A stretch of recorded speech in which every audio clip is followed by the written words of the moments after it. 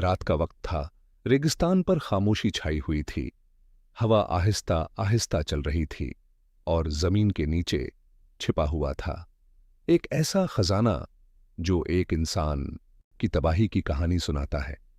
एक ऐसा खजाना जिसकी चमक ने एक दिल को अंधा कर दिया। एक ऐसा इंसान जिसके पास दुनिया की बेशुमार दौलत थी, लेकिन वो चीखता रहा और जमीन उसे निगलती रही। आज भी लोग पूछते हैं, वो खजाना कहाँ गया, वो दौलत कहाँ गई, वो महल कहाँ गए। ये कहानी है कारून की, दौलत के बादशाह की और गुरूर के गुलाम की। हजारों साल पहले बनी इसराइल की बस्ती में एक नौजवान रहता था। उसका नाम था कारून। वो अमीर नहीं था, वो मशहूर नहीं था, वो बादशाह नहीं था, वो सिर्फ एक आम इंसान था। लेकिन उसके दिल में एक आग थी, दौलत की आग। वो हमेशा सोचता था, काश मैं दुनिया का सबसे अमीर आदमी बन जाऊं। वो लोगों को अमीर देखता तो हसरत से देखता, वो महलों को देखता तो ख्वाब देखता, वो सोने को देखता तो दिल तड़प उठता। और फिर एक दिन उसकी दुआ कबूल हो गई। एक दिन कारून को खजाना मिला, फिर दूसरा खजाना मिला, फिर तीसरा खजाना मिला और देखते ही देखते वो दुनिया का अमीर तरीन इंसान बन गया।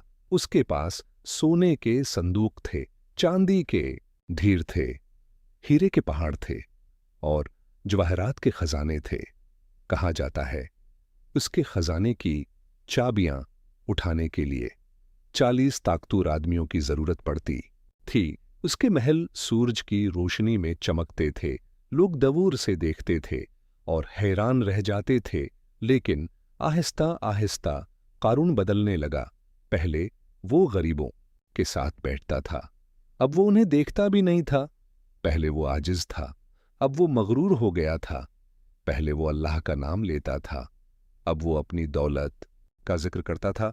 वो आईने के सामने खड़ा होकर कहता, मैं सबसे अमीर हूं, मैं सबसे ताकतूर हूं, मेरे जैसा कोई नहीं।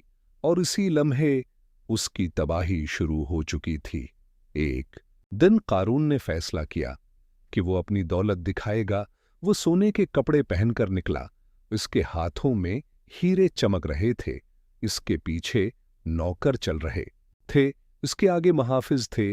लोग रास्ते में खड़े हो गए, बच्चे हैरान थे, बूढ़े खामोश थे और कुछ लोग बोले, काश हमें भी ऐसी दौलत मिलती, काश हम भी कारून जैसे होते।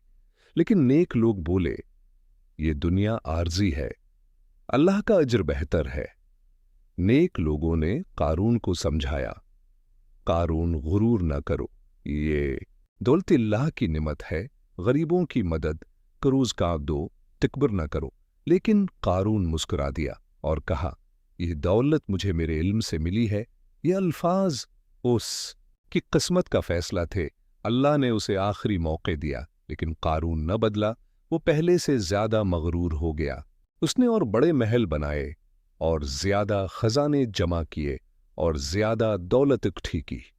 लेकिन उसे ये मालूम न था कि उसके दिन गिने जा चुके हैं। एक रात सब कुछ खामोश था। कारून अपने महल में था, खजाने उसके इर्द गिर्द थे, सोना चमक रहा था, चांदनी पड़ रही थी और कारून मुस्कुरा रहा था। उसे लगता था वो हमेशा जिंदा रहेगा, उसे लगता था उसकी दौलत कभी खत्म नहीं होगी। लेकिन अचानक जमीन ने हिलना शुरू किया। जमीन जोर जोर से हिलने लगी। लोग घरों से निकल आए, दीवारें कांपने लगे और फिर जमीन फट गई। कारून चीखने लगा, मुझे बचाओ, मुझे बचाओ। वो अपने खजाने पकड़ने लगा, लेकिन खजाने उसे न बचा सके। जमीन उसे निगलती गई। आहिस्ता आहिस्ता उसका महल गायब हो गया, उसके खजाने गायब हो गए और आखिर में कारून भी गायब हो गया। चंद लम्हों बाद सब कुछ खामोश था। वो जगह खाली थी, जैसे वहां कुछ था ही नहीं। लोग खड़े थे, कांप रहे थे। जो लोग कहते थे, काश हम कारून जैसे होते, आज कह रहे थे, अल्लाह का शुक्र है हम कारून नहीं हैं। قارون मर गया, लेकिन उसकी कहानी जिंदा है. दौलत खत्म हो जाती है, महल मिट्टी बन जाते हैं, लेकिन गुरूर का अंजाम हमेशा एक जैसा होता है.